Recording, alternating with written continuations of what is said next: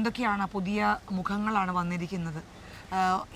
അവരൊക്കെ മികച്ച പ്രവർത്തനം കാഴ്ചവെക്കുമെന്ന് അങ്ങേക്ക് ഉറപ്പുണ്ടോ? എങ്ങനെയാണ് VDS സർക്കാർ ശക്തമായ VDS സർക്കാർ വളരെ നല്ല രീതിയിൽ മുൻപോട്ട് പോകും, നല്ല പ്രവർത്തനം കാഴ്ചവെക്കും. കഴിഞ്ഞ 10 വർഷം പ്രതിപക്ഷത്തിരുന്ന് ഇടത് സർക്കാരിൻ്റെ അവർക്ക് പറ്റിയ തെറ്റ് വ്യക്തമായി മനസ്സിലാക്കിയതാണ്.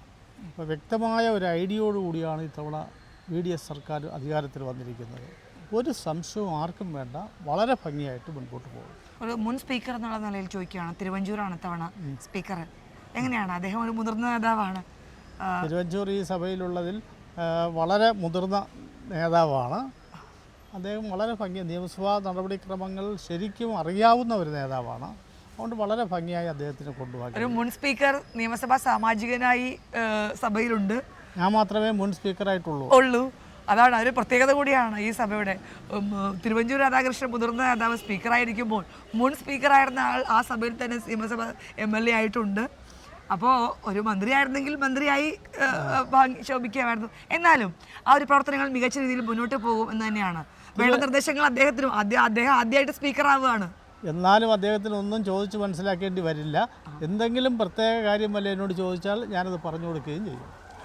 അതിൻ്റെ ആവശ്യം തിരുവഞ്ചൂരിനില്ല. ഇത്തവണ വേറൊരു പ്രത്യേകത കൂടിയുണ്ട്. 3 BJP MLA കൂടി രംഗത്തുണ്ട്. എങ്ങനെയാണ് BJP ഈ ഒരു നിയമസഭയിൽ ആദ്യമായിട്ട് തന്നെ 3 MLA വരുമ്പോൾ അവർ ഒരു പ്രാതിനിധ്യം പോലും ഇല്ലായിരുന്ന ആളുകളാണ്. എങ്ങനെയാണ് പ്രതീക്ഷിക്കുന്നത്? BJPക്ക് MLA നിയമസഭയിലെത്തുന്ന ആദ്യമായിട്ടല്ല. അതെ, രാജഗോപാൽ ഉണ്ടായിരുന്നു. മുതിർന്ന നേതാവ് രാജഗോപാൽ ഉണ്ടായിരുന്നു. തീർച്ചയായിട്ടും അതൊരു MLA മാത്രമായിരുന്നു അന്ന്. അതോടെ കഴിഞ്ഞു. എന്നിട്ട് അദ്ദേഹത്തിൻ്റെ നിയോജകമണ്ഡലത്തിനോ പ്രയോജനം ഉണ്ടാക്കാൻ അദ്ദേഹത്തിന് കഴിഞ്ഞില്ല. ഇപ്പം 3 പേരുണ്ട്. ഇത് കേരളമാണ്. കേരളത്തിൽ BJPക്ക് വലിയ പ്രസക്തിയില്ല. അതുകൊണ്ട് ഈ 3 MLA നിയമസഭാ അംഗങ്ങളെന്ന നിലയിൽ കഴിയാം എന്നുള്ളതല്ലാതെ കാര്യമായി മാറ്റം വരുത്താൻ അവർക്ക് കഴിയില്ല, അത് ഉറപ്പാണ്. കേന്ദ്ര നയങ്ങളെല്ലാം ഉയർത്തിപ്പിടിച്ചാണ് അവർ മുന്നോട്ട് പോകുന്നത്. അത് കേരളത്തിൽ പ്രതിഫലിക്കുമോ? എങ്ങനെയാണ്? ഈ കഴിഞ്ഞ തദ്ദേശ സ്വയംഭരണ സ്ഥാപനങ്ങളിൽ തിരുവനന്തപുരം നഗരസഭയിൽ അവർ പറഞ്ഞു, BJPക്ക് അധികാരം കിട്ടിയാൽ പ്രധാനമന്ത്രി വന്ന് തിരുവനന്തപുരത്ത് വന്ന് ഇവിടുത്തെ വികസന പ്രവർത്തനങ്ങളെല്ലാം പ്രഖ്യാപിക്കും. ഇന്ന് വരെ നടന്നിട്ടില്ലാത്ത വികസനം തിരുവനന്തപുരം സിറ്റിക്കകത്ത് നടക്കും എന്ന് ജനങ്ങളോട് പറഞ്ഞു. അപ്പോൾ ഞങ്ങൾക്കുണ്ടായിരുന്ന സീറ്റ് ഇരട്ടിയാക്കി ജനം തന്നുവെങ്കിലും CPMൻ്റെ സീറ്റ് കുറച്ച് അത് BJPക്ക് കൊടുത്തു. കാരണം വികസനം നടക്കട്ടെ, പ്രധാനമന്ത്രി വരട്ടെ, പ്രധാനമന്ത്രി വന്നു, അവർക്ക് ഭൂരിപക്ഷവും കിട്ടി. പക്ഷെ എന്ത് ഫലം? പ്രധാനമന്ത്രി വന്നു, ടാറ്റ പറഞ്ഞു, പോയി. വാഗ്ദാനങ്ങൾ നടപ്പാക്കിയില്ല. ഒരു പദ്ധതിയും പ്രഖ്യാപിച്ചില്ല. അപ്പോൾ നമ്മുടെ മേയർ പറഞ്ഞു, ഞങ്ങൾ ഡൽഹിയിൽ പോകുന്നുണ്ട്, അവിടെ വെച്ച് പ്രഖ്യാപിക്കുമെന്ന്. അവിടെയും പ്രധാനമന്ത്രി അവർ കണ്ടു. പ്രധാനമന്ത്രി വിളിച്ചിരുത്തി ചായ കൊടുത്തു, ഫോട്ടോ എടുത്ത് അവർ ഡൽഹി നഗരം മുഴുവൻ കണ്ട് മടങ്ങി. ഒന്നും പ്രഖ്യാപിച്ചിട്ടില്ല. അതുപോലെ കഴിഞ്ഞ പാർലമെൻറ്റ് തിരഞ്ഞെടുപ്പിൽ അവർ പറഞ്ഞതാണ്, ഞങ്ങൾക്കൊരു MPയെ തരൂ, തിരഞ്ഞെടുത്ത MPയെ തരൂ, ഞങ്ങൾ ഈ സംസ്ഥാനത്ത് ഒരുപാട് നേട്ടങ്ങൾ ഉണ്ടാക്കും. ഇപ്പോൾ ഏതാണ്ട് 3 വർഷമാകാൻ പോകുന്നതല്ലേ, 2 വർഷമായില്ലേ, എന്ത് നേട്ടം ഉണ്ടാക്കാൻ കഴിഞ്ഞു? സുരേഷ് ഗോപി MP ആണല്ലോ, എന്തെങ്കിലും ഈ സംസ്ഥാനത്ത് കൊണ്ടുവരാൻ കഴിഞ്ഞു? പക്ഷേ ഒരു മാറ്റം വന്നത് 3 MLA വന്നല്ലോ. ജനങ്ങൾ എന്തുകൊണ്ട് തിരഞ്ഞെടുത്തതാണ്? 3 MLA കിട്ടിയെന്നുള്ളൊരു ഒരു വളരെ സന്തോഷകരമായ ഒരു കാര്യമാണ് BJPയെ സംബന്ധിച്ച്. അപ്പോൾ ഇനി അവർ വർദ്ധിക്കുന്നതാണ് പറയുന്നത്.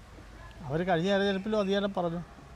ഇനി പ്രധാനമന്ത്രി അവിടെ ഉണ്ട്, ഒരുപാട് കാര്യങ്ങൾ ഇവിടെ ചെയ്യും, BJPക്ക് ഒരുപാട് ഇപ്പം അവർ തറപ്പിച്ച് പറഞ്ഞത് ഇവിടെ അധികാരം വരെ കിട്ടുമെന്നല്ലേ പറഞ്ഞത്.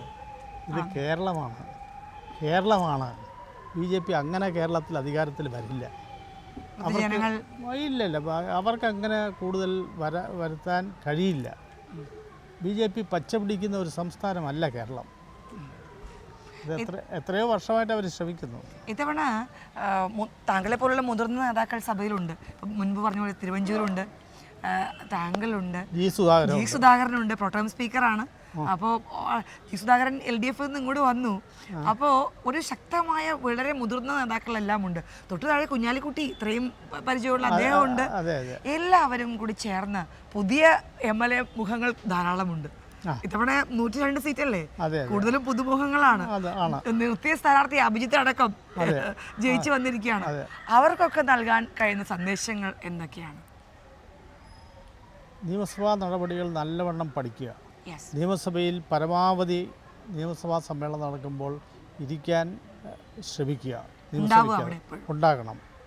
അതിനു പുറമെ നിയോജകമണ്ഡലത്തിലെ പ്രശ്നങ്ങൾ വ്യക്തമായി പഠിച്ച് അത് നിയമസഭയിൽ അവതരിപ്പിക്കാൻ കഴിയണം. വികസന പ്രവർത്തനങ്ങൾക്ക് പ്രാധാന്യം കൊടുക്കണം. അത് നിയമസഭയിൽ അവതരിപ്പിച്ച് അവ നേടിയെടുക്കണം. പുതിയ കഴിവുള്ള ഒരു ടീമാണ് വന്നിരിക്കുന്നത്. നല്ല ഭാവിയുള്ളതാണ്. ഇത്രയും MLA-മാരെ 102 MLA-മാരെ കിട്ടിയ UDF നല്ല രീതിയിൽ മുൻപോട്ട് പോകും. തീർച്ചയായും. ഇപ്പോൾ MLA.com-ൽ എൻ ശക്തൻ സർ പറഞ്ഞതുപോലെ തന്നെ ധാരാളം വികസന പ്രവർത്തനങ്ങൾ അദ്ദേഹത്തിൻ്റെ മനസ്സിലുണ്ട്. അതെല്ലാം പൂർത്തീകരിക്കാൻ സാധിക്കട്ടെ. ഒപ്പം മുതിർന്ന നേതാവായി പണ്ടത്തെ ആ ഒരു പാരമ്പര്യം, അനുഭവ സമ്പത്ത് കൂടി കൈക്കലാക്കിയതുകൊണ്ട് ഇനിയുള്ള പ്രവർത്തനങ്ങൾ ഈ നെയ്യാറ്റിൻകരക്കാർക്ക് വളരെയധികം പ്രയോജനപ്പെടുന്ന രീതിയിൽ തന്നെ മുന്നോട്ട് പോകുമെന്ന് അദ്ദേഹം പറയുകയാണ്. തുടങ്ങിവെച്ച മറ്റുള്ള ഒരു അസ്വാരസ്യപ്പെട്ടല്ല ആൻസർ മുൻ MLA ആയിട്ട് വളരെയധികം ക്ലോസ് ആണ്. ഒരു പ്രതിപക്ഷ ഭരണ വ്യത്യാസമില്ലാതെ LDF UDF എന്ന വ്യത്യാസമില്ലാതെ അദ്ദേഹം നല്ല പ്രവർത്തനം കാഴ്ചവെച്ചു എന്ന് തന്നെ MLA പറയുകയാണ്. അപ്പോൾ അദ്ദേഹത്തിൻ്റെ കൂടെ തുടർ പ്രവർത്തനങ്ങൾ വളരെ നല്ല രീതിയിൽ മുന്നോട്ട് കൊണ്ടുപോകുമെന്നും എൻ ശക്തൻ നെയ്യാറ്റിൻകരക്കാർക്ക് ഉറപ്പ് നൽകിയാണ്. നമുക്ക് ആശിക്കാം വളരെ നല്ല പ്രവർത്തനം കാഴ്ചവെക്കും എന്ന്. നന്ദി, നമസ്കാരം. Thank you so much.